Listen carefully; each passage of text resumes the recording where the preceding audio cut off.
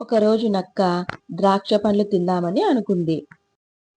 చెట్టు పైన ఎత్తులో ఉన్న ద్రాక్ష పండ్లను జంప్ చేసి తెంపుకుందామని చాలా ట్రై చేసింది. కానీ చెట్టు మీద నుంచి ఒక్క పండు కూడా తీయలేకపోయింది.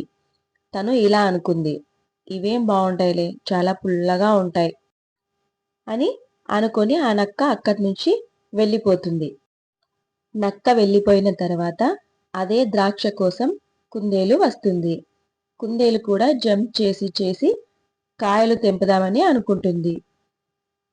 అనుకున్న విధంగానే కుందేలు మాత్రం చాలా పళ్ళను తెంపుతుంది. ఒక బుట్ట నిండా తీసుకొని అక్కడి నుంచి పారిపోతుంది.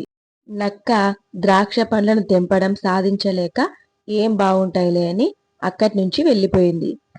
కానీ కుందేలు మాత్రం దాని ప్రయత్నాన్ని ఆపలేదు. ఈ కథ మీకు నచ్చినట్లయితే మన ఛానల్ను సబ్స్క్రైబ్ చేసుకోండి.